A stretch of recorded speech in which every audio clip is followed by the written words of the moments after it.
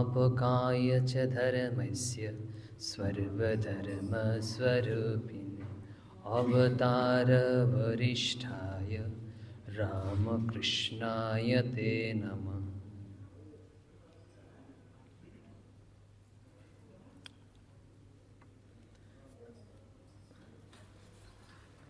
তো শ্রীরামকৃষ্ণের জীবন আলোচনা করতে গিয়ে আমাদের আজকে যে বিষয়গুলি আসবে তা হচ্ছে একটু বলে রাখি প্রথম দিকে যে যে মুনি কাকে বলে, ঋষি কাকে বলে, সাধু কাকে বলে, পণ্ডিত কাকে বলে ইত্যাদি কথাগুলো আসবে। তো আমরা দেখেছিলাম যে গত সপ্তাহে যে কলকাতার বিশিষ্ট পণ্ডিত শশধর চরক চূড়ামণি এসেছিলেন। এখন যারা ছিলেন না তারা বলছে হয়তো মনে করছেন যে এত বড় পণ্ডিত এলেন, আমরা কোনো খবর পেলাম না, তার কোনো ভক্ত সম্মেলনও হলো না, আমরা জানতে পারলাম না। যে পণ্ডিত আসলে শ্রীরামকৃষ্ণকে দেখতে এসেছিলেন কাশীপুরে 1886 খ্রিস্টাব্দে। তো যদি এরকম কেউ আসেন না আপনারা তো পাবেন খবর। তো তখন এসেছিলেন শ্রীরামকৃষ্ণকে দেখতে। তিনি এসে শ্রীরামকৃষ্ণকে বলেছিলেন, আমরা দেখেছি কি বলেছিলেন, যে আপনি চাইলেই, তখন তিনি গলরোগে আক্রান্ত ছিলেন, আপনি চাইলেই যে আপনার রোগ আপনি নিরাময় করতে পারেন। যে কীভাবে তাও বলছিলেন যে আপনি যদি যে সংকল্প করে যে যেখানে রোগগ্রস্ত হয়েছে ওখানে মন একাগ্র করেন তাহলে ওটাই নিরাময় হয়ে যাবে। তখন শ্রীরামকৃষ্ণ তার উত্তরে কি বলেছিলেন আমরা দেখেছি, যে যেই মন একবার ঈশ্বরে দিয়ে দিয়েছি, সচ্চিদানন্দে দিয়েছি, সেই মন আবার ওখান থেকে সরিয়ে দেই হাড় মাংসের খাঁচার উপর দেবো, এসব শুনেছিলাম। এর তাৎপর্য আমরা দেখেছিলাম। তো তার মানে হচ্ছে শ্রীরামকৃষ্ণ বলেছেন ভগবানে একমাত্র মন ভগবানেই দিতে হবে। এইসব আমরা দেখেছি যে অন্য সব ছেড়ে। এখন শ্রী শ্রী মা বলেছেন এখনকার ভক্তরা না খুব চালাক বুদ্ধিমান, যেমন হতে পারে না যে মন আমরা ভগবানও দিলাম, তা আমাদের যেটা আকাঙ্ক্ষিত বিষয়, আমাদের যেটা চাওয়া, আমাদের যেটা ইচ্ছা তাও পূরণ হলো। বলে না এক ঢিলে দুই পাখি মারা, এরকম হতে পারে না। তো মা বলেছেন ভক্তরা খুব চালাক। তো দেখি কিভাবে এরকম হয় দেখি। তা ঠাকুরের কথার তাৎপর্য ছিল তখন যে সর্ব অবস্থাতেই ভগবানে রাখতে হবে মন। তো এই ভগবানেও রাখবো, আবার আমাদের চাওয়া পাওয়াগুলো ইচ্ছাগুলোও পূরণ হবে। তো বলেছিলাম শ্রীরামকৃষ্ণকে শশধর তর্ক চূড়ামণি পণ্ডিত এসে এই কথা বলেছেন। তো এই কথা আবার ওনাখানে শুনেছে। কারা কারা শুনেছে? যারা বালক ভক্তরা ছিল, ভক্তরা যারা ছিল, নরেন্দ্রনাথ, রাখাল, তারপরে হচ্ছে বাবুরাম, এরা সব শুনেছে। এরা শুনে বলছে তাহলে তো আমরা পেয়ে গেছি আকাঙ্ক্ষিত বিষয়। মানে হচ্ছে তারা সবাই চাচ্ছে শ্রীরামকৃষ্ণের রোগ সেরে যাক, নিরাময় হোক। তো বলছে তাহলে শ্রীরামকৃষ্ণ চাইলেই তো এই রোগ ভালো করে দিতে পারে। তখন নরেন্দ্র হচ্ছে তাদের সবার মধ্যে হচ্ছে অগ্রগণ্য, যে পরবর্তীতে স্বামী বিবেকানন্দ। তো স্বামী বিবেকানন্দ শ্রীরামকৃষ্ণের কাছে গেছে নরেন্দ্রনাথ। তো গিয়ে বলছে এটা যখন শুনেছে বলছে আপনাকে ওষুধ সারাতেই হবে। শ্রীরামকৃষ্ণ বলছেন আপনাকে এই অসুখ সারাতেই হবে। তো শ্রীরামকৃষ্ণ বলছেন তো তিনি তো একবার বলে দিয়েছেন না।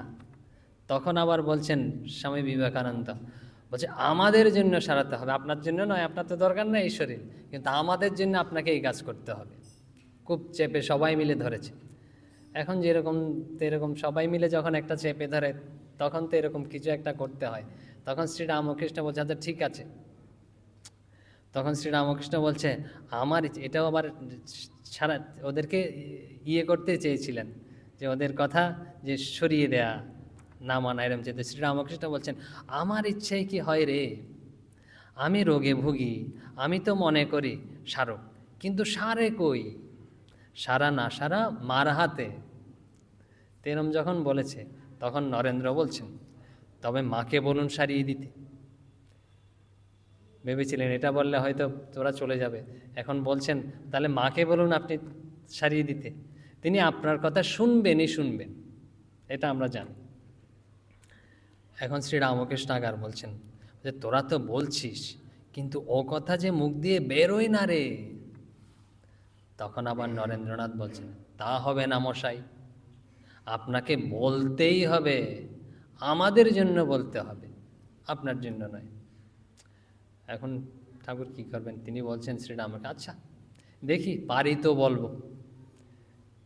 এখন এটা বলে না, সবাই তো চলে গেছে, চলে গিয়ে আবার সবাই যে বলে ওয়েটিংয়ে আছে, অপেক্ষায় রয়েছে, পায়চারি করছে বাইরে গিয়ে, ঘরের বাইরে গিয়ে। কাশীপুরে শ্রীরামকৃষ্ণ রয়েছেন দোতলায় ঘরে, সবাই জানেন। তো বাইরে গিয়ে বারান্দায় কেউ হয়তো নিচে পায়চারি করছে, কখন শ্রীরামকৃষ্ণ কাছে যে কি বলে পজিটিভ সংবাদ পাওয়া যাবে, যে হাঁ বোঝা এই যে রোগ সেরে গেল, এরকম সবাই পায়চারি করছে এরকম। তো কোনো রকম এরকম ঘণ্টাখানিক কাটিয়েছে। তো কয়েক ঘন্টা পরে আবার সবাই গেছে শ্রীরামকৃষ্ণের কাছে। বলছেন, নরেন্দ্র বলছেন, মশাই বলেছিলেন, মা কি বললেন? তখন ঠাকুর বলছেন, মুখটা একদম এরকম ম্লান করে, বলছে মাকে বললুম এই গলার ক্ষতটা দেখিয়ে, বলছে এটির দরুন না কিছু খেতে পারছি না। বলছে রোগ সারিয়ে দিয়ে এটা বলতে পারবে না তো মাকে? বলছে যাতে দুটি খেতে পারি এরম করে দে। তা মা বললেন, তোদের সকলকে দেখিয়ে। বলছে কেন? এই যে এত মুখে খাচ্ছিস। তখন শ্রীরামকৃষ্ণ বলছেন, আমি আর লজ্জায় কথাটি কইতে পারলুম না। তো শরৎ মহারাজ বলছেন, বলছে কি অদ্ভুত চরিত্র, কীরকম? বলছে এত মুখে খাচ্ছিস। গীতায়ও ভগবান বলেছে যে অনেক বাহুবত্র নেত্র, বলছে আমার অনেক নেত্র।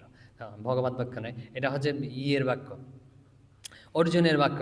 অর্জুন বলেছেন আমি কি দেখতে পাচ্ছি? দেখতে পাচ্ছি অনেক তোমার মুখ এরকম দেখতে পাচ্ছি, বহুবত্র নেত্র, অনেক বাহন, দু একবার বলেছেন, অনেকবার করে। তো এই হচ্ছে ভগবান, যে বলছেন যে আমি এরকম বলতে পারলুম না। তা আমরা বলেছিলাম যে কি প্রথমে দেখেছিলাম একটা আমরা আখ্যায়িকা বলবো যে বিষ্ণু পুরাণের যে কথাগুলো বোঝার জন্য আমরা প্রথমে বলেছিলাম যে শ্রীরামকৃষ্ণ বলেছেন যে ভগবানের প্রথম গত সপ্তাহে যে শ্রীরাম ভগবানেই একমাত্র মন রাখতে হবে, যে মন ভগবানে দিয়েছি, সচ্চিদানন্দে দিয়েছি, ওখান থেকে সরানো যাবে না যে কোনো পর্যায়ে।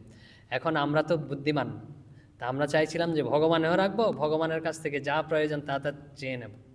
এখন শ্রীরামকৃষ্ণ এটা বলতে গেছিলেন, তো আমাদের শেখানোর জন্য আর কি, দেখুন কি নির্লজ্জের মতো আমরা এরকম কইতে গেছিলাম যে বলছেন। তো শ্রীরামকৃষ্ণ অন্য সময় বলেছেন যে যিনি একদম রাজরাজেশ্বরী সব কিছু দিতে পারেন, তার কাছে গিয়ে কি আমরা লাউ কুমড়ো চাইব? তো এরকম। তো অনেক বাহুনেত্র তো বলছেন বিষ্ণু পারেন একটা আখ্যায়িকা আমরা বলছি এই কথাগুলোর প্রেক্ষিতে শ্রীরামকৃষ্ণের। তখন দেবিকা নদী ছিল, দেবিকা নামের এক নদী ছিল। সেই নদীর তীরে অগস্ত্যমুনি দেখ হচ্ছে খুব সুন্দর, তিনি ঋষিরা যেখানে থাকে না মুনিরা, তো তাদের শিষ্য থাকে পরবর্তীতে। তো এই নিয়ে এক মোটামুটি নগরের মতো, গ্রাম্য নগরের মতো গড়ে উঠেছে ওই মুনির আশ্রম, তারপর ইত্যাদি ইত্যাদি সব রয়েছে। তো অগস্ত্যমুনি না থাকার পরেও যদিও ওনার দেহত্যাগ হয়ে গেছে, তখন ওখানে সমৃদ্ধশালী এক যে পাশেই যে নদী প্রবাহিত হচ্ছে পবিত্র দেবিকা নদী, তারপরে হচ্ছে যে বনরাজি বৃক্ষরাজি রয়েছে, তার মধ্যে একদম পুষ্প সব ফুটে রয়েছে যে বাগানে বাগানে। তো খুব সাধন উপযোগী এবং বাস উপযোগীতে পরিণত হয়েছিল এই স্থান। ওই জন্য কিছু কিছু পরিবার ওখানে বসবাস করতে শুরু করেছে। তো তাদের মধ্যে ছিল হচ্ছে ওদের মধ্যে নিধাক, তাদের মধ্যে হচ্ছে নিধাক মুনিও ছিল। তো এই নিধাক মুনি যে ব্রহ্মার পুত্র ঋভুর যে শিষ্য ছিলেন, হচ্ছে ঋভুর কাছ থেকে তার দীক্ষা হয়েছিল, এরম হয়েছিল। এই যে আমরা মুনি শব্দ উচ্চারণ করছি, আমরা অনেক সময় ঋষি শব্দ উচ্চারণ করে থাকি, আপনারা শুনেছেন অনেক এসব শব্দ। আমরা একটু পরে দেখব যে মুনি শব্দের অর্থ কী, ঋষি শব্দের অর্থ কী, সাধু কাকে বলা হয়, তারপরে পণ্ডিত বলা হয় অনেক সময়, পণ্ডিত কাকে বলা হয় ইত্যাদি। তো এই নিধাক মুনি রয়েছেন ওখানে যে বসবাস করছেন। তো তখনকার সময় কীরকম ছিল? তখনকার সময় ছিল হচ্ছে যে যারা খুব সৎ গৃহস্থ ব্রাহ্মণ পরিবার, তখনকার নিয়ম যে অতিথি সেবা না করে, ব্রাহ্মণ সেবা অতিথি সেবা না করে ওই দিন অন্ন গ্রহণ করবে না। যখন অন্ন তৈরি হবে, খাদ্যদ্রব্য তৈরি হবে, তখন প্রথমে ভগবানকে নিবেদন করা হবে যে সৎ গৃহস্থ যারা, তারপরে কি অতিথি সেবা হবে তখনকার, যে অতিথি ব্রাহ্মণ সেবার পরে তারপর ওনারা গ্রহণ করবেন প্রসাদ। তো এরকম প্রতিদিন এরকম নিয়ম। তো ওই দিন তো ওই নিদাগ মুনি অপেক্ষা করছেন কোনো অতিথি পায় কি না, যে অতিথি আসছে না, অতিথি আসছে না, অতিথি আসে কি না অপেক্ষা করছেন। যেন অপেক্ষা করতে করতে অনেক বেলা বয়ে গেছে, মধ্যাহ্ন অতিক্রান্ত হয়ে গেছে। তো দ্বিপ্রহর অতিক্রান্ত হওয়ার পরে দেখছেন একজন আসছেন ব্রাহ্মণ অতিথি। তখন উনি গিয়ে, যে মণি গিয়ে, নিধাক মণি গিয়ে একদম সশ্রদ্ধে বলছেন, আপনি আমাদের আজকে আতিথ্য গ্রহণ করুন, যে কৃপা করে। তো যখন এরকম বলেছে, বলে তাই নাকি, তাই চলো, তাই তোমার গৃহে যাই আজকে।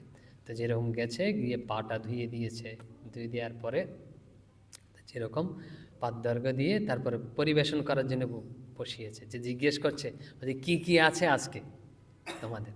বলছে আজকে যেরকম থাকে তখন এই যে ভগবানের প্রসাদ, সবজি, ভগবানকে অন্ন নিবেদন করা হয়েছে, এই সবজি ডাল এসব নিবেদন করা হয়েছে, এসব রয়েছে। তো এখন বলছে আমি তো এই প্রসাদ আমি গ্রহণ করব না। তো কি চাই জিজ্ঞেস করছে। বলছে আমার অন্য কিছু চাই, যে পায়েস চাই এরকম, তারপরে দধি চাই, দুগ্ধ চাই, তারপরে হচ্ছে মিষ্টি চাই, এরকম আমার প্রসাদ চাই। আমি ওইসব প্রসাদ গ্রহণ করব, তোমার যে তৈরি হয়েছে এটা করব না। তো যেরকম আদেশ, অতিথি তো ব্রাহ্মণ সাক্ষাৎ নারায়ণ। তো আবার এই নিধাক মনি লেগে গেছে, কী করবে, যে আবার সব পত্নীকে এনে দিয়েছে এরকম এরকম, যা যা তৈরি করেছে, তখন পরিবেশন করা হয়েছে। তো পরিবেশন করার পরে তিনি গ্রহণ করেছেন কি, ওই যে ব্রাহ্মণ অতিথি এসে তিনি গ্রহণ করেছেন এসব। তো গ্রহণ করার পরে হাতে জল ঢেলে দিচ্ছেন, হাত ধুয়ে দিচ্ছেন। তা হাত ধোয়ার পরে তারপরে যেরকম বস্ত্র দেওয়া হয়, মুখমার্জনের জন্য বস্ত্র দেওয়া হয়েছে, তো মুছেছে স্বাভাবিকভাবে। মোছার পরে এখন বসেছে। তো বসার পরে তারপরে একটু পরে প্রস্থান করবেন, এরা প্রসাদ পাবেন। তো এখন জিজ্ঞেস করছেন কয়েকটা প্রশ্ন, খুব সহজ প্রশ্ন, কিন্তু এর মধ্যে দিয়ে কী গুরুত্বপূর্ণ সব উত্তর বেরিয়ে আসছে। বলছেন, এই নিধাক জিজ্ঞেস করছেন উনি, বলছে ক্ষুধা আপনার উপশম হয়েছে? আপনার ক্ষুধা কি উপশম হয়েছে, অর্থাৎ ক্ষুধা কি মিটেছে আমি যে পরিবেশন করেছি? প্রথম প্রশ্ন। দ্বিতীয় প্রশ্ন হচ্ছে, আপনি কি তৃপ্তি লাভ করেছেন? তৃতীয় প্রশ্ন হচ্ছে যে আপনি যদি তৃপ্তি লাভ করে থাকেন, আপনার নিবাস কোথায়? যে খুব সহজ প্রশ্ন না, মানে আপনার বাসস্থান কোথায়, কোত্থেকে এসছেন? এখন শ্রীরামকৃষ্ণের একটা কথা আছে, সচ্চিদানন্দই গুরু। আমরা একটু আগে আপনাদের বলে রাখি, ইনি যে এসছেন না ব্রাহ্মণ রূপ ধরে, তিনি হচ্ছেন এই নিধাগের গুরু, হচ্ছে ব্রহ্মার পুত্র ঋভু, তিনি এসছেন। যেই জিজ্ঞেস করেছে ক্ষুধা উপশম হয়েছে কিনা, তখন বলছেন, বলছে ক্ষুধা কিভাবে মিটে? বলছে আমি তো বিশ্বত মুখম। শ্রীরামকৃষ্ণ বলছে আমি তো এই সব মুখ দিয়ে খাচ্ছি। এখন ইনি বলছেন, বলছে আমি তো বিশ্বত মুখ, অনেক মুখ দিয়ে খাচ্ছি, তুমি একটা মুখের যে খাদ্যদ্রব্য দিয়েছ, এতগুলো সব তৃপ্তি সাধন করতে পারবে? এই কথার উত্তর দিয়েছে, বলছে আমি বিশ্বত মুখম। তখন এই না একটু করে স্থানচ্যুত হয়েছে, যার ওই নিদাগমণি বলছে সাধারণ ব্রাহ্মণ নয় কি? তখন বলছে তোমার দ্বিতীয় প্রশ্নের উত্তর দিচ্ছি আমি। বলছে তুমি জিজ্ঞেস করেছ তৃপ্তি লাভ করেছি কিনা। আচ্ছা, এই যে তুমি যে আমাকে দিয়েছো না, তো প্রথমে যেটা দিতে চেয়েছিলে ওটা আমি গ্রহণ করিনি, আমার ইচ্ছা মতোই আমি তোমার কাছ থেকে চেয়ে গ্রহণ করেছি।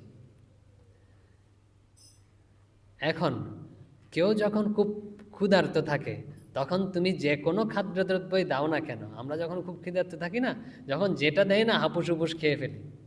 আর যখন খিদা না থাকে, বলছে যখন খিদা থাকে না, ক্ষুধা থাকে না, না তুমি যদি একদম খুব সুস্বাদু দ্রব্যও দাও আমাকে, অমৃতও দাও, তাহলে কিন্তু আমি তৃপ্তি সহকারে তা গ্রহণ করতে পারবো না।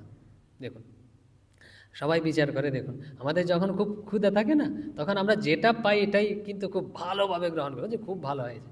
আর যখন খুব ভর্তি পেট থাকে, বোঝে একদম খুব ভালো ভালো আহার্য দিলেও না, বোঝে না আর পারবো না, আজকে হবে না, এরকম বোঝে আর ভালো লাগছে না, বোঝে ওইটাও তখন একদম হয়ে যায়, বিষবৎ হয়ে যায়।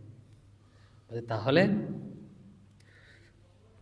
তাহলে হচ্ছে যে এরকম লোভ করে যে খুব এরম করে খাওয়া যাবে না, এটা একটা আমরা ওখান থেকে পেয়েছি। আর দ্বিতীয় কথা হচ্ছে, দ্বিতীয় যেটা বলছেন, বলছে তুমি জিজ্ঞেস করছে তৃপ্তি লাভ করেছি কিনা, বলছে আমি তো আপ্তকাম তৃপ্ত পুরুষ। বলছে রয়েছে উপনিষদে পূর্ণমিদং পূর্ণম পূর্ণাৎ পূর্ণমদিচ্যতে, এই যে সব কিছু আমি হচ্ছে পূর্ণই রয়েছি, তুমি আমাকে কি তৃপ্তি দেবে, আমি আগে থেকেই তৃপ্ত হয়ে রয়েছি, তুমি আমাকে কৃতিত্ব করবে, আমি আগে থেকেই তৃপ্ত হয়ে রয়েছি। যে আমাদের স্বরূপ আমরা আগে থেকেই তৃপ্ত হয়ে রয়েছি। আর শ্রীরামকৃষ্ণই বলেছিলেন যে সর্বতোমুখ সব মুখ দিয়ে খাচ্ছে, যে তার কিছুর প্রয়োজন আছে কিনা, রোগ ভালো করার নিজের প্রয়োজন আছে কিনা, বলছে নিজের তার কোনো কিছুর প্রয়োজন নেই, ভালো হোক না হোক খেতে পারি, যে বলছেন একটু যাতে খেতে পারি, বলছে খেয়ে কি উনি তৃপ্তি লাভ করবে, ওনার কোনো তৃপ্তির দরকার নেই, ওনার খিদে মোটানোর কোনো দরকার নেই, কারণ উনি হচ্ছে সর্বদা আপ্তকাম তৃপ্তই রয়েছে। তৃতীয় প্রশ্ন হচ্ছে কি, বলছে আপনার নিবাস কোথায়। এখন আরেকটা প্রশ্ন আমাদেরও বিচার্য, তো তিনি বলছেন এখন রিভু বলছেন নিদাককে, উনিকে বলছেন নিবাস জিজ্ঞেস করছ, এই যে তুমি রয়েছ এটা কি তোমার ঘর মনে করছো, তুমি যখন ছিলে না এখানে কে ছিল, বলছে আমার পিতা ছিল। তোমার পিতার পূর্বে কে ছিল, বলছে আমার যেরকম বলে থাকি পিতামহ মানে হচ্ছে দাদা ছিল, এরকম ঠাকুরদা ছিল। তো এটা তো তাইলে তোমার ঠাকুরদার ঘর, তোমার পিতার ঘর, তোমার ঘর কিভাবে তুমি দাবি করছো। আবার ধরো তুমি তো কদিন আছো, ধরো 100 বছর বেশিতে, তো এরপরে তো তুমি থাকবে না, তোমার পরে তোমার সন্তানের ঘর হবে, তো তুমি তো অতীতের মতো এক জায়গায়। তো বলছি আমাদের এই না, আমাদের আসলেও কোনো স্থান নেই, কোনো নিবাস নেই, আমরা সবাই অতিথির মতো, কিন্তু ছোট একটা ঘরকেই ধরে বসে আছে এটা আমার ঘর, আমি ছাড়বো না। আবার যুদ্ধও করি। ঠাকুর বলেছেন শ্রীরামকৃষ্ণ বলছেন ঈশ্বর দু কথায় হাসেন, ভগবান বলছে কথামৃতে দু কথায় আছেন, আবার হচ্ছে ইয়েতে রয়েছে 3বার হাসেন, যে কথামৃতে রয়েছে ঠাকুর 2বার হাসেন, ঈশ্বর ভগবান 2বার হাসেন, আর আরেক জায়গায় রয়েছে পুঁথিতে বলছেন অক্ষয় চন্দ্র সেন বলছেন যে শ্রীরামকৃষ্ণ বলছে 3বার হাসেন, বলছে 2বার হাসেনটা প্রথমে বলি। একবার হাসেন হচ্ছে ডাক্তার এসে, মা ডাক্তার ডেকেছেন, ডাক্তার এসে রুগী দেখেছে, বাচ্চাকে দেখেছে, ছেলেকে, বলছে ঠিক আছে আমি ঠিক করে দেবো, বাঁচিয়ে দেবো, কিন্তু উপর ভগবান উপর থেকে হাসছেন, বলছে মারি আমি, জীবন দিয়ে আমি, আর ডাক্তার বলছে আমি বাঁচিয়ে দেবো, কীরকম অজ্ঞ। বলছে আরেকবার কীভাবে হাসেন, বলছে দেখেছ দু ভাই কীরকম ঝগড়া করছে, একটা জায়গা নিয়ে না, ছোট একটা জায়গা নিয়ে এই পাশে একবার দড়ি ফেলছে, ও পাশে একবার দড়ি ফেলছে, বলছে এই পাশটা আমার, ও পাশটা তোমার। বলছে ভগবান বলছেন আমি পুরা জগৎটাই আমার, এরা ছোট একখণ্ড ভূখণ্ড নিয়ে বলছে এই পাশটা আমার, ওই পাশটা আমার, কীরকম ঝগড়া। তো এরকম, তো 2বার হাসেন। আরেকবার বলে দিই, আরেকবার শ্রীরামকৃষ্ণ বলেছেন, বলছেন আমরা কোনো একটা জিতে গেছি, অনেক সময় আমরা জিতে যাই না, এটা পেলাম ওইটা পেলাম, আমাদের যেটা কাঙ্ক্ষিত মহাবস্তু একটা পেয়ে গেলাম, তারপরে না ভাই পেয়ে গেছি জিতে গেছি, তারপরে জয়ধ্বনি হয় যে না অমুক জিতে গেছে, অমুক জিতে গেছে। তো এরকম রাজা যখন জিতে না, রাজা জিতে আসছে, যুদ্ধ জয় করে এসছে, অমুক রাজা কি জয়, মহারাজ কি জয়, তখন ভগবান উপর থেকে হাসেন, আরে শক্তি আমার, আমি তাকে জয় পরাজয় আমিই দিয়েছি। যে ভগবান যেমন গীতায় বলছেন এই অর্জুন তুমি যুদ্ধ করো, এই দেখেছো সবাইকে আমি মেরে রেখেছি আগে থেকে, তুমি নিমিত্ত মাত্র, এই যে আমাদের সব কিছু নিমিত্ত মাত্র, আমরা তো শুধু দায়িত্বটা করে যাওয়া, কাজটা করে যাওয়া। তো ভগবান উপর থেকে হাসছেন, শক্তি আমার, সব কিছু আমি করে রেখেছি, আর সে কর্তা সে যে হাতির পিঠের উপর বসে তার জয়ধ্বনি হচ্ছে, সে বলছে আমি জিতেছি, দেখেছেন। তো বলছে কোথায় ছিলাম, এই বাসস্থানের কথায় ছিলাম, যে বলছে বলছে আমরা বলি আমাদের ঘর এ ছাড়তে, কিন্তু এই যে রিভু বলছেন যে উনি বলছেন এটা তুমি কদিন আছো মাত্র, তোমার ঘর দাবি করছো। তো সে বলছেন আমি হলাম অনিকেত, বলছে আমার কোনো ঘর নেই, তোমারও প্রকৃতপক্ষে কোনো ঘর নেই, আমারও কোনো ঘর নেই। যে শ্রীরামকৃষ্ণ যে এখানে থাকবে ওইখানে থাকবে, যে তার যে যখন তিনি ছিলেন না, ওই রাখা থাকা নিয়েও একটু হয়েছিল ভক্তদের মাঝে, তখন শ্রীরামকৃষ্ণ নরেন্দ্রনাথকে বলেছিলেন তুই যেখানে মাথায় করে নিয়ে রাখবে আমি ওখানেই থাকবো। তো এরকম বিখ্যাত উক্তি আছে। তো এরকম তাকে রাখা নিয়ে ঝগড়া হয়েছে, বলছে আমাদেরও সেরকম চিন্তা করা উচিত যে আমার গৃহ, আমরা বলছি যেরকম আমাদের গৃহ বলতে কিছু নেই, আমাদের ছেড়ে যেতেই হবে। এই হচ্ছে আমরা দেখেছি কিভাবে তখন এতক্ষণে ওই নিধাগ বুঝতে পেরেছে, এই তো সাক্ষাৎ গুরু, আমি আগে দীক্ষা নিয়েছিলাম, আমাকে শিক্ষা দেওয়ার জন্য এসছে। তো রিভু হচ্ছে যে ব্রহ্মার পুত্র, তিনি আবার শিষ্যকে শিক্ষা দিয়েছেন। আমরা কি শিক্ষা পেয়েছি? বলছে ক্ষুধা, বলছে আমরা অনেক সময় যে খুব এটা আমার চাই খাওয়ার, এটা না হলে চলবে না। তো যখন আমাদের খাওয়ারটা কী জন্য? শরীর ধারণের জন্য, তো শরীরটা যাতে সুস্থ থাকে। তো তখন যেটা আমাদের শরীরের জন্য প্রয়োজন ওইটাই গ্রহণ করা উচিত, শরীর যেভাবে সুস্থ থাকে। তার তৃপ্তি, যে আমরা গুরুদেব শিক্ষা দিচ্ছে, যে তুমি সর্বদা তৃপ্তই রয়েছ, তুমি নিজেকে অপূর্ণ ভাবছ, তুমি পূর্ণই রয়েছে, তৃপ্তই রয়েছ, তোমার কোনো কিছুতেই জগতে তোমার আবার তৃপ্তি সাধন করতে পারে না, এগুলো চেয়েও না। তারপরে গেল যে বাসস্থান, আমরা মনে করি আমাদের ঘর নয়। যদি জাগতিকভাবেও বিচার করি না, এটা আমার ঠাকুরদার ঘর, এটা আমার পিতামহের ঘর, আমার পিতার ঘর, পরবর্তীতে আমার সন্তানের ঘর হবে। তো এরকম তো আমরা দেখেছিলাম, বলেছিলাম এই যে কথা উঠেছে মুনি, তারপর ঋষি। তো একটু বলে রাখি যে মুনি কাকে বলা হয়, ঋষি কাকে বলা হয়, সাধু কাকে বলা হয়, তারপরে হচ্ছে পণ্ডিত কাকে বলা হয়। অনেকে আসলে না, এদের মধ্যে শব্দগত পার্থক্য রয়েছে। মুনি, ঋষি, সাধু, পণ্ডিত, এদের মধ্যে শব্দগত পার্থক্য রয়েছে, কিন্তু ভাবগতভাবে প্রকৃত অর্থ কিন্তু একই প্রকাশ করে। তা আমরা শব্দগত অর্থটাই দেখি যখন রয়েছে। আসলে বেদে যাকে ঋষি বলেন, বেদে বৈদিক যুগে ঋষি বলা হতো, তো এই বেদে যাকে ঋষি বলা হয় না, পৌরাণিক যুগ যখন এসছে, পৌরাণ যখন এসছেন, সে তাদেরকেই মুনি বলা হচ্ছে। আবার শাস্ত্রীয়ভাবে তাদেরকে পণ্ডিত বলা হয়, যিনি শাস্ত্রজ্ঞ তাদেরকে বলা হয় পণ্ডিত। আর কি আমরা প্রচলিত ভাষায় আবার বলে থাকি সাধু, স্বাভাবিকভাবে উনি সাধু, এরকম প্রচলিত ভাষায় বলে থাকি সাধু। তাই মুনি শব্দটা দেখি, বলছে মননশীলা মুনি, যারা সর্বদা মনন করেন তাদেরকে মুনি বলা হয়। এখন আমরা জিজ্ঞেস করি কি মনন করে, আমরা তো সবাই চিন্তা করছি না কিছু। কি চিন্তা? মনন মানে হচ্ছে চিন্তা করা। বলছে কি চিন্তা করি? বলছে কি মনন করি? বলছে আচার্য শঙ্কর কি বলেন দেখি? বলছে কি মনন করি, আমাদের কথায় কি? বলছে আচার্য বলছেন, শঙ্করাচার্য বলছেন, বলছে মননাৎ ঈশ্বর স্বরূপস্য, বলছে ঈশ্বরের স্বরূপ যিনি মনন করেন, বলছে ভগবানকে যিনি মনন করেন সর্বদা, তিনিই মুনি। ঈশ্বরের স্বরূপ যিনি চিন্তা করেন, মনন করেন, তিনিই হচ্ছেন মুনি, আচার্য বলছেন। এখন মুনি শব্দটাকে একটু পৃথক করে দেখি, মুনি শব্দ কীভাবে তৈরি হয়েছে। মন ধাতুর সাথে ইন প্রত্যয়ান্ত করে মুনি শব্দ হয়েছে। মন ধাতুর অর্থ কি? জানা শব্দে মন শব্দ ব্যবহার করা হয়। আমরা জিজ্ঞেস করি, কথায় কথায় বলি মনে আছে মানে কি হচ্ছে? জানা আছে। জিজ্ঞেস করি না কাউকে যে আপনার মনে আছে মানে জানা আছে এই বিষয়টা, মানে হচ্ছে মুনি শব্দের অর্থ হচ্ছে জানা অর্থে যে এই বিষয়টা জানেন, জ্ঞাতব্য তার, এই জন্য আচার্য এই কথাটাকে নিয়ে কি করছেন? বলছেন তার শঙ্করাচার্য বলছেন সর্বপদার্থ জ্ঞানী, যিনি সর্বপদার্থ জানেন তাকেই মুনি বলা হয়। সর্বপদার্থ কীভাবে জানেন? জগতের সব কিছু, এক কথায় বললে শ্রীরামকৃষ্ণ বলে যে জগতের সব পদার্থ যা রয়েছে না, সব হচ্ছে অনিত্য। যে ঈশ্বরই একমাত্র নিত্য, ভগবানই একমাত্র নিত্য। পদার্থগুলো যিনি এভাবে জানেন, বিচার করে জানেন। কারণ দেখুন, একটা ফল নিন, একটা টেবিল নিন, এটা নষ্ট হবেই, অনিত্য। একটা যদি ধরুন বলো যে আমি একটা আপেল যে ফ্রিজে রাখবো, কতদিন রাখবেন? ওটা নষ্ট হবেই। যত কিছু আপনি যে করুন, যে প্রচলন করার চেষ্টা করুন, অ্যাপ্লাই করুন না কেন, কোনো কিছুকে আপনি টিকিয়ে রাখতে পারবেন না।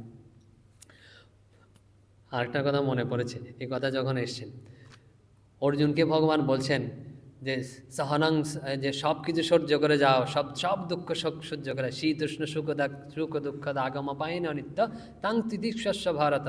এই যে অর্জুন, এই যে সব কিছু তুমি সব দুঃখ কষ্ট সহ্য করে যাও। এখন অর্জুন মনে মনে বলছে, আরে দুঃখ সহ্য করব, সহ্যের তো একটা সীমা আছে। সহ্য করতে যদি আমি মরে যাই, আর সহ্য করার জন্য থাকবে কে? নষ্ট হয়ে যায়। অর্জুন বলছেন, এখন ভগবান বলছেন মহা মুশকিল তো, এই গর্দভ কীভাবে বুঝাবো আমি? তখন ভগবান খুব সুন্দর কথা বলছেন, আরে গর্দভ, যে তুমি যেটা নষ্ট হবে দেখতে পাচ্ছ না, যেটা নষ্ট হবে না সেটা তুমি হাজার চেষ্টা করেও টিকিয়ে রাখতে পারবে না। আর যেটা নষ্ট হবে এটা হাজার চেষ্টা করেও টিকিয়ে রাখতে পারবে না। আর যেটা নষ্ট হবে না, তুমি হাজার চেষ্টা করেও ওটাকে ধ্বংস করতে পারবে না। বলছে এমন কি পদার্থ আছে রে যে এরম পারা যাবে না? বলছে জাগতিক যত পদার্থ আছে না, সবগুলো তুমি হাজার চেষ্টা করো, তুমি টিকিয়ে রাখতে পারবে না, এটা নষ্ট হবেই। আর একমাত্র কি নষ্ট হবে না জানো? বলছে তোমার ভিতরে যে সত্তা রয়েছে, ভগবত সত্তা, আত্মা বলা হয়, প্রত্যেক চৈতন্য বলা হয়, তুমি যদি হাজার চেষ্টাও করো না, ওটা কখনো নষ্ট হবে না। তো সহ্য করতে করতে আমাদের কি হয় জানেন? আমাদের ভগবত সত্তা প্রকাশিত হয়, আমাদের আত্মাতে জ্ঞান হয়। নাইলে হচ্ছে এই যে শীত, তারপরে হচ্ছে গরম, এগুলো তো স্বাভাবিক। তারপরে হচ্ছে দুঃখ কষ্ট, আমাদের কতজনে আঘাত দেয়, কত কিছু করে, আমাদের সব কিছু সহ্য করে যেতে হবে। সহ্য করতে করতে যে আমাদের প্রকৃত স্বরূপ। আরেকজন প্রশ্ন করেছিল, আর যে আমরা যদি এত সহ্য করি না, তাহলে তো এই যে অর্জুন যেমন প্রশ্ন করেছে, যে আমরা কিন্তু এগুলো ভগবত বিষয়ে কথা বলছি, ভক্তের বিষয়ে কথা বলছি। বলছে উনি রাজনৈতিক পর্যায়ে নিয়ে গেছে, বলছে তাহলে দেশ স্বাধীন হতো না, অন্যরা মেরে চলে যাবে, আমি সহ্য করে গেলাম, তো দেশ স্বাধীন হবে না। আমরা প্রথম কথা হচ্ছে আমরা ভক্তের কথা বলছি, ভগবত বিষয়ের কথা বলছি, আমরা কোনো সৈনিকের কথা বলছি না। আমাদেরকে যদি দায়িত্ব দেয়া হয় যে যুদ্ধে তুমি যুদ্ধ করো, এই যেমন অর্জুনকে দেয়া হয়েছে, তুমি যুদ্ধ করো, যুদ্ধ করতে হবে, সেরকম যার যেরকম দায়িত্ব। তো আমাকে তো সৈনিকের দায়িত্ব দেয়া হয়নি, আমি তো সৈনিক নই, তো আমি কেন যুদ্ধ করতে যাব?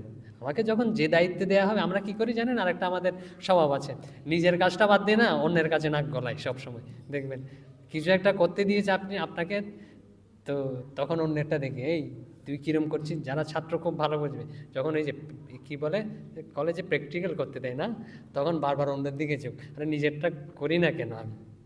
তো নিজেরটা করলে ঠিক ঠিক হয়। কাজের মধ্যে সেরকম, যারা গৃহে রয়েছে তা আমরাও এরকম করি, নিজেরটা বাদ দিয়ে না অন্যের পরচর্চা সব করতে থাকি।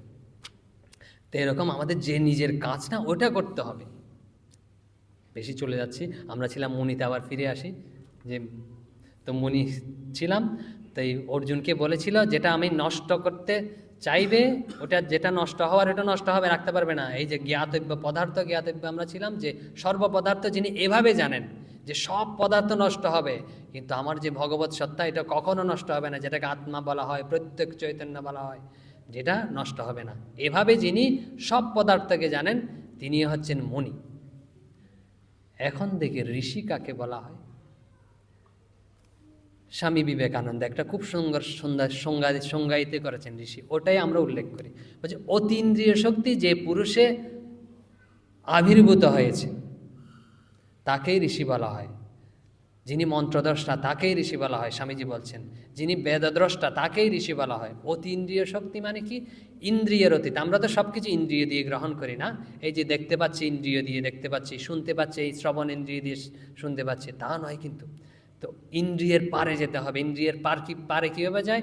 যখন সব ইন্দ্রিয়গুলো শান্ত হয়ে যাবে, ইন্দ্রিয়ের চাঞ্চল্য বন্ধ হয়ে যাবে, যখন আমি একদম বুদ্ধি স্থির হয়ে যাবে, মন স্থির হয়ে যাবে, তখন ইন্দ্রিয়ের চাঞ্চল্য যখন বন্ধ হয়ে যাবে, তখনই কিন্তু আমাদের কাছে প্রকৃত সত্য প্রতিভাত হয়, প্রকাশিত হয়। তো তখন এই যে বেদ বলা হয় ঈশ্বরের বাণী, এই ঈশ্বরের বাণীগুলো যারা অনুভব করেছেন, ইন্দ্রিয় দিয়ে নয়, যে কান দিয়ে শুনেছেন তা নয়, কিন্তু যেগুলো সাক্ষাৎ এই মন শান্ত করে ঈশ্বরের বাণী, যেগুলো বেদদ্রষ্টা, তাদেরকে ঋষির বলা হয়। যারা এই বেদ দর্শন করেছেন, অনুভব করেছেন, ইন্দ্রিয়ের অতিক্রম করে, এই যারা এরকম বেদদ্রষ্টা তাদেরকেই ঋষি বলা হয়। এক কথায় বলতে গেলে সাম্যকদর্শী, যথার্থটা ঠিক সাম্যক মানে হচ্ছে যথার্থ যিনি দর্শন করেছেন তিনি হচ্ছেন ঋষি। আবার ঋষি বলছেন 7 প্রকারের রয়েছে। এরকম যখন সংজ্ঞায়িত করছি বলি যে ঋষি 7 প্রকারের রয়েছে। 7 প্রকারের কি? প্রথম আপনারা যেগুলো চেনেন, যাদেরকে চেনেন তাদের বলি। যে এক হচ্ছে দেবর্ষি, না সবাই জানেন, যে ঢেকে নিয়ে এরকম ঘুরে বেড়ায় নারদ, এখান থেকে ওখানে যাবে, এর কথা ওকে বলবে, তার কথা ওকে বলবে, যত রকমের গোলমাল আছে সব পাকাবে। আমরা দেখি উপর থেকে গোলমাল, আসলে গোলমাল নয়, এটা সবার মঙ্গলের জন্যই তিনি করে থাকেন। যে ঘটনাগুলো বিশ্লেষণ করলে সবার মঙ্গলের জন্য এইসব কাজ করে থাকেন। এই 7 ধরনের ঋষি বলেছিলাম। এক হচ্ছে দেবর্ষি। দেবর্ষি কাদের বলা হয়? যিনি দেবতা হয়েও ঋষি, নারদ আদি। তারপরে কি বলছে? ব্রহ্মর্ষি রয়েছে, যিনি ব্রহ্মজ্ঞ হয়েও অথবা ব্রাহ্মণ হয়েও যিনি ঋষি, যেমন হচ্ছে বৈশিষ্ট্য আদি। বশিষ্ঠাদি হচ্ছে ব্রহ্মর্ষির, শ্রীরামের গুরু। তারপরে কি রাজর্ষি। রাজর্ষি কারা? বলছে রাজর্ষি হচ্ছে জনকাদি, বিশ্বামিত্র, যিনি রাজা হয়েও ঋষি, অথবা বিশ্বামিত্র হচ্ছে পূর্বে রাজা ছিলেন, পরে ঋষি হয়েছেন, এই আরেক ধরনের ঋষি, এদেরকে রাজর্ষি বলা হয়। তারপরে মহর্ষি, সবাই জানেন ব্যাস, ব্যাসদেব হচ্ছেন মহর্ষি। তারপর পরম ঋষি, পরমর্ষি হচ্ছে পৈলাদি, এক ঋষির নাম। তারপর হচ্ছে কাণ্ডর্ষি। কাণ্ডর্ষি মানে হচ্ছে জৈমিনিয়াদি। কাণ্ড মানে কি? বেদের হচ্ছে দুইটা, একটা হচ্ছে জ্ঞানকাণ্ড, একটা হচ্ছে যে কর্মকাণ্ড। বেদের দুইটা বিভাগ।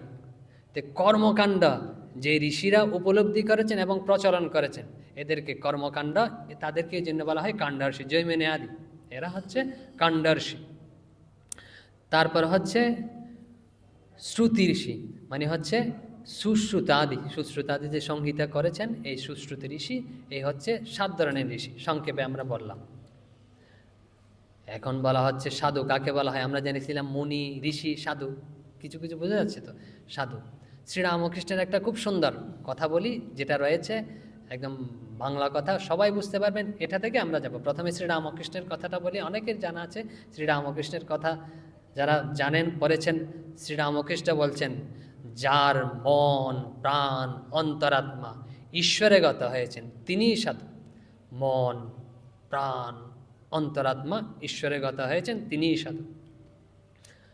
যিনি কামিনী কাঞ্চন ত্যাগী তিনিই সাধু, শ্রীরামকৃষ্ণ বলছেন। এখন সাধু যে বলি এক কথায়, বলছে সৎস্বরূপ। সৎস্বরূপকে যিনি জেনেছেন, অথবা যিনি জানার জন্য জীবনযাপন করছেন, সৎ জীবনযাপন করে, সৎস্বরূপকে যিনি জেনেছেন অথবা জানার জন্য সৎভাবে জীবনযাপন করছেন, তাকেই সাধু বলা হয়। সৎস্বরূপ বুঝতে পেরেছেন? সৎস্বরূপ মানে হচ্ছে ভগবান, বা যে ভাষায় বলতে গেলে, ভক্তিভাবে বলতে গেলে, ভগবানকে জানার জন্য যিনি জীবনযাপন করছেন। আপনারাও কিন্তু সাধু বলা যায় আপনাদেরকে, যারা যে ভগবানকে জানার জন্য জীবনযাপন করছেন, অর্থাৎ ভগবানকে জেনেছেন, এদেরকে সাধু বলা হয়।